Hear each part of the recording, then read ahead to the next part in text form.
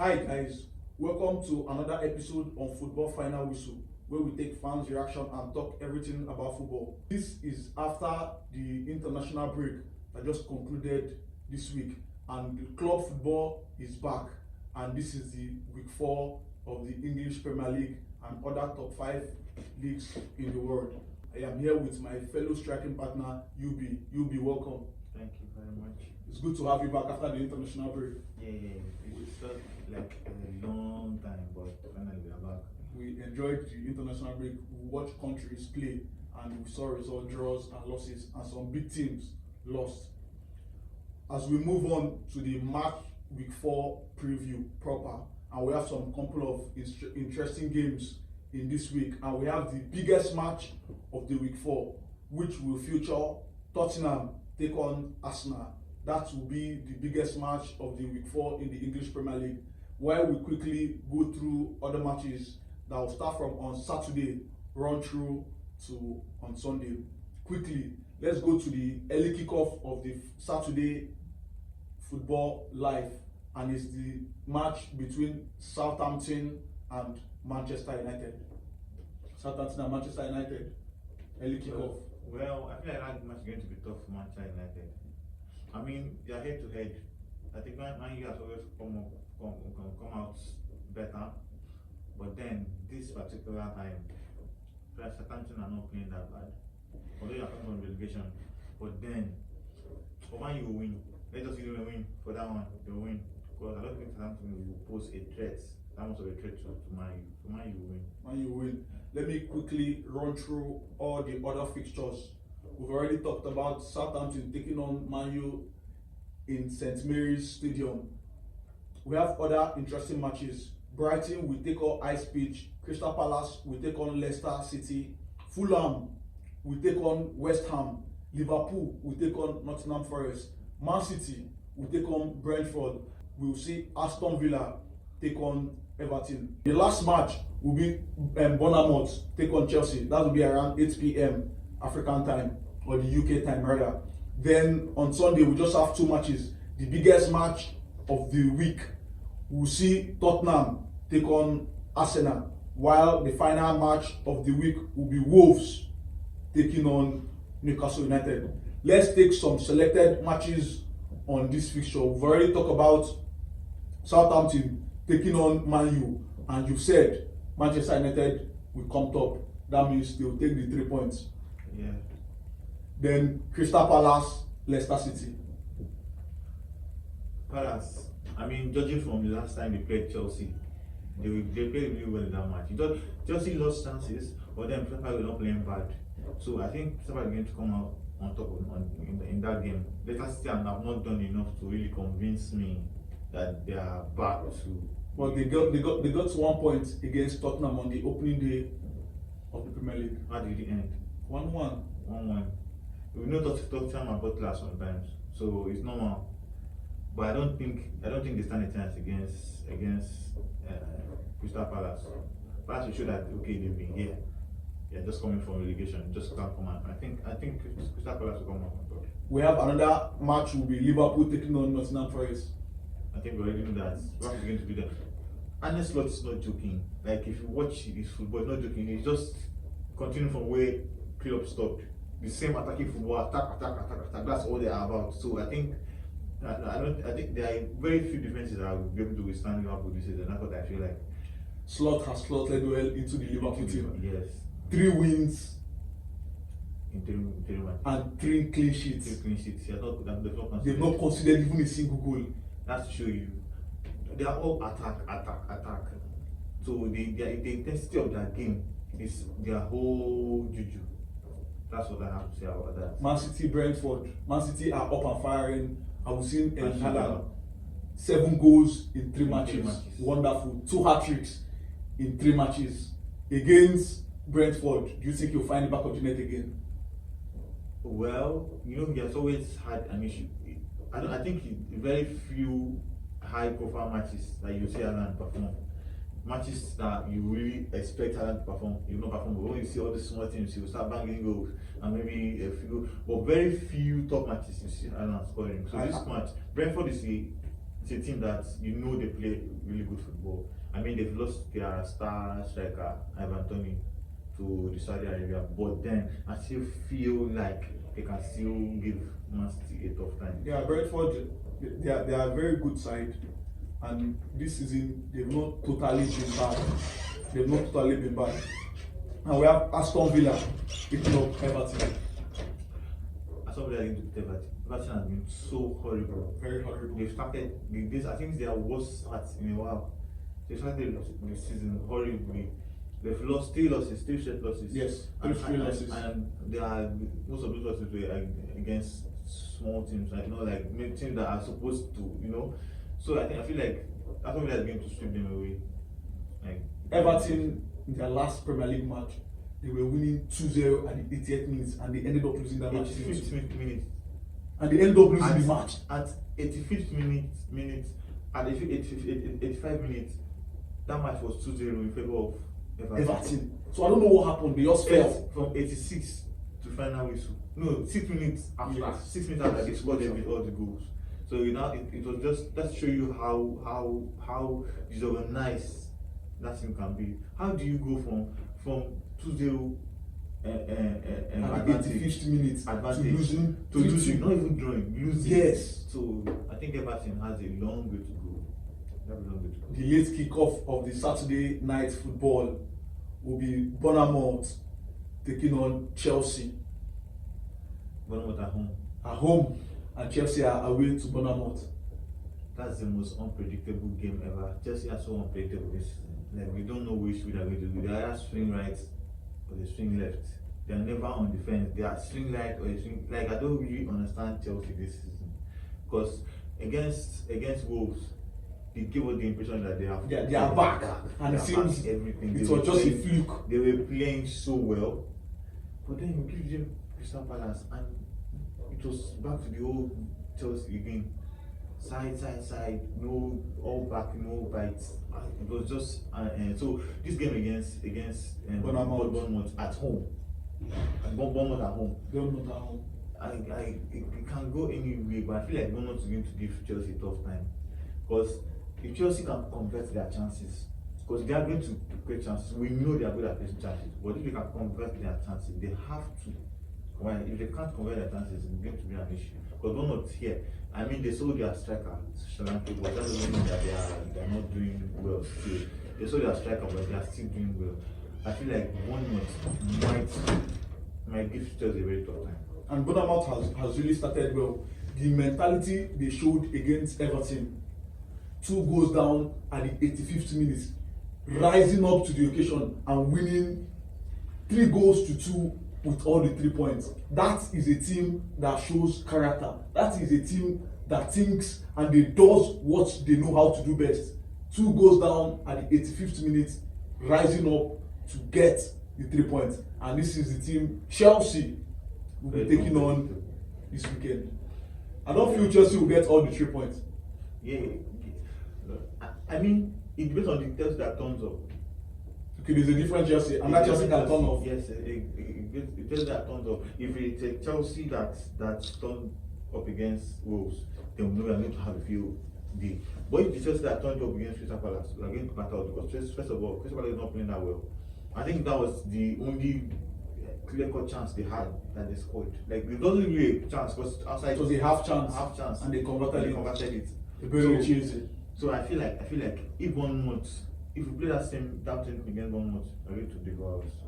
So I feel Chelsea, they might win, but it just depends on Chelsea that turns up likely. That's all I can say about that. Coming back from the international break, what kind of Chelsea do you expect to see? Because there are some players that are still left at Chelsea during this international break who didn't go to their countries, and I'm sure they would have been training. And the likes of Palmer didn't represent England. He didn't go for the international break. Because of some injury concerns. But Chelsea management has come out to say that it's just muscle issues. They just want him to relax. If Palmer doesn't play against Bournemouth, what will become of Chelsea? Because you've seen him to be the engine room of this Chelsea team. If Palmer doesn't play, there's a serious issue. If Palmer doesn't play, it's just you because every goal, the game against Wolves, they won. Almost every goal He had a had a contribution. contribution to it. So Palmer is like the heart of that team. Palmer is not there, you can see. It's glaring that Palmer is there, it's not there. But then I feel like if Palmer doesn't play, because I feel like even with the Mozo whatever, they're still going to start him. They don't have a choice. Minecraft don't have a choice. But then if he doesn't play, I feel like Felix can do a little bit of work on it. A little bit, not to Palmer level, but a little bit of work on it. Felix can do it. Malo Gusto is another injury concern for Chelsea. Well, he pulled his hamstring, and there's a possibility that we'll see Reece James coming after serving his match ban and equally recovering from injury. Would you want to see a Reece James in place of Malo Gusto if Gusto is declared not fit? I feel like if Gusto is not fit, I don't think they will just start with James in that match. I feel like the start is going to start. The start series plays a lot of right back roles recently in Chelsea games. So the start is going to start. Maybe it's going to just come in to finish the game up, depending on how it goes. But I don't think it's going to start. But if I see with James, then he has to really be a little calmer. But these days he has been too reckless with his tackles and a bit too. So he has to be a little calm because that's the only calm in sense of not getting carded and also not getting injured because he looks like he's become a glass. Any fall he's broken for 6 months, for 4 months, and for 3 months. You just can't let this leave the pitch with his 2 legs and then you just hear James is injured. You're wondering what happened, how, when. So I feel like you should just be careful. But then if Gusto is back, personally I feel like if Gusto is back, if they are both fit, I still want to see Malo Gusto play. Ahead of Reece James? Yes. Wow, it seems Malo Gusto has won your heart. Has won my heart. The young man is doing so well for himself. If James is not careful with all the injuries, he will be sold and nobody will miss him. That's true. That's just it. This brings us to the biggest match of week 4 in the Premier League. Tottenham taking up Arsenal in the London Stadium, and this is a London derby. Derby matches are tricky, very tricky. I mean, we know Arsenal is in a good form, except for that little 3/2. Except for that little issue they had against Brighton, and it was not a loss. And because of that, they didn't lose. Yeah. And because of that, we know the Canary is not going to play. Yes, he was red carded, and we don't know how serious Odegaard's injury is. He was injured from their last game against his country. It won't be serious. So hopefully it's not a serious injury because I think he was down and he looked serious. Arsenal medical team had to contact the American team and ask what's going on because Odegaard. So if those 2 players are not there, then Tottenham can really shock. Because I mean, we all know Arsenal's first team, and these are very important players. The Canary is already out because of the red card. And Odegaard also. So if those people don't play, I think Arsenal are going to be in trouble. Automatically, the Clarice is out. Will this be a concern for the Arsenal team? Because we've seen the Clarice to be a very important anchor to this team. Since they brought him in, he has been very pivotal in how the team has played, in how the team has shaped. I mean, he's not a direct replacement for the Clarice, but they have Jorginho on the bench. Oh no. No, oh no. Towards the end of last season, he was holding the team together. Like, Jorginho did almost not miss any game, and they were still doing well. They were still doing well. I mean, the Premier League title was decided on the final day. Jorginho was playing like he was an instrumental a member of that team. So don't like say, oh no, don't write Jorginho off. He's still a very good player, but it might not be a direct replacement for the Clarice. But then I think he'll do a good job. He'll do a good job. If the Clarice misses the match and Odegaard misses the match, do you think Merino will be a perfect fit? Merino is injured. it should be, well, we've not seen the team injury list as of when this video is recorded. No, Merino is injured. Remember, he was injured. It's a shoulder injury. It's a shoulder injury. Remember, shoulder injury kept Salah out for a while. For 2 Yeah, months. so Merino is injured. So let's not even talk about Merino for now, because even if he comes back, we don't cannot just throw it into the first level against Tottenham. Against Tottenham. You can't do that. You can't do that. We all know that Tottenham with their new possible pattern. Attack. So when they're coming for comfort, you cannot play a defender who is not 100% fit. So they need somebody who is fit, and I feel like Jorginho is going to do that for them. So there'll be Jorginho, Partey. That's another member of that team that's very since he came back into the team, he has been very important for that team. Very important. So Jorginho, Partey, and then you can have, well, Odegaard if the injury is not serious, but if it's serious, that's an issue. Because Arsenal have a very good record against the Tottenham side in the London derby. 3 wins in the last 5 head-to-head between them. 3 wins, 1 draw, and just 1 loss. You think Arsenal will stroll again with the way they are firing, scoring goals, creating chance? They continue from where they stopped last season. Apart from the match against Brighton, courtesy to the red card to Declan Rice, they weren't able to get the maximum points. But the Arsenal we've seen this season is a continuation of what he did last season. Do you think Arsenal will get another stroll past Tottenham? While we are praising Arsenal, we should also forget that Tottenham are not doing bad also. They're not doing bad. Tottenham are also, they are not up there, but then they're also playing very well. Yes, but when we look at the record this Arsenal side has against Tottenham, it's been a walk in the park for them. They just go, stroll, beat Tottenham, and go ahead with the 3 points. 3 wins. Football has changed, team has changed, a lot has changed. So nobody should expect the same stroll through the park. I don't think it's going to happen. Especially with the injured players. I feel like Tottenham doesn't have a lot of injuries. No. So that's going to be. I think that may be the telling. That may tell the whole outcome of the match, because those injuries are important injuries against for Arsenal. But then it's a derby match. Yes. Anything can happen. Anything can happen. Anything can happen. Derby matches are crazy. The match we just talked about, Chelsea, Crystal Palace, was a derby match. So yes, London derby match. Anything can happen in derby matches. So for the final match of week 4 in the Premier League, we'll see Wolves take on Newcastle in the Molineux. Wolves, Newcastle. I think Newcastle will go all through with these 3 points. It depends. Because Wolves are not that bad. Attack-wise, they're not that bad. And Newcastle, it's not that bad too. Their striker is firing. It's superb. He still had goals for his country, Sweden, and the international break. He still had a lot of he's scoring for fun. So hopefully he turns up. Well, he always turns up. Let me just say it. So Isaac, I think Newcastle are going to beat. So you're giving this one to Newcastle? Giving it on to Newcastle. Quickly, let's travel to La Liga, where we'll talk about some selected matches.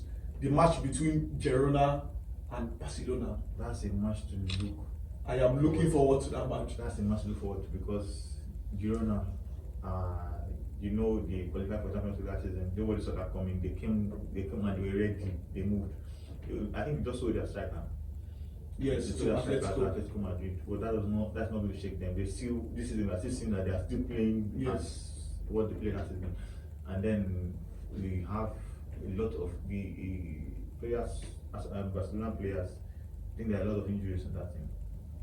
A lot of injuries. But hopefully that will not pull them back, because Barca is not playing that bad. But I feel like Barca is going to lose. So very carried with, I feel like Barca is going to lose. The attack threats of Barcelona, we have Lewandowski, we have Rafinha, and Yamal. Those people are not going to defend for them. Yes, but they will give you these goals. They will give you these goals, but I mean, their last match they scored, I think 5 or 6 Six goals. 6 goals. It doesn't. I mean, it doesn't matter anymore these days. You can score 6 goals and then your next match you'll be looking for 1 goal to score. And they are playing a Girona team that is now very, very strong. You've seen how they play. Last season, I think Girona ate them up 4-2. I think last season Barca didn't win Girona. I don't think they got a Barca result. didn't get a win. I think they only lost. I think it was 1 draw, 1 win. Yes. 1 draw, 1 Yes. But I think in favor of Girona. Yes. I remember the 4-2 win Against Barca. Yes. So this season might be Another match to look forward to is Real Sociedad taking on Real Madrid. Madrid against this one.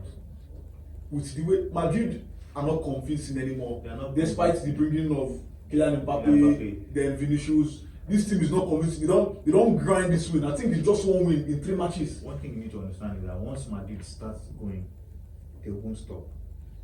And you need to understand that first of all, the heart of that team is Bellingham. They've been the heart of that team for a while. The heart of that team, we seem to He's injured, yes. Yeah. And once he comes back, but then again that game, they're going to do well.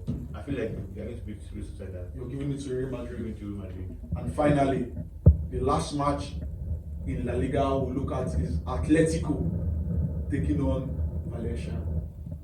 Another top match, another big match. It's not that big. Not that big. I feel like they're going to beat them. Valencia are no longer the Valencia we used to know. Yeah, they're not as You're giving this one to Atletico. Atletico has likes of Gallagher who went there, who just went and is in the first team. They have Alvarez. So a lot of things are going for them right now. So you're giving this one to Atletico Atletico. Madrid. They won almost all. I think they won all their matches. I think they won all their matches. Won all their matches coming to this game. So I think it's going to be walking the park for them. So guys, do well to go to the comment section, predict on any of these fixtures we've talked about, drop your correct score and stand a chance to win airtime, data or jersey. Don't forget to subscribe, like, share, comment for more interesting football stories.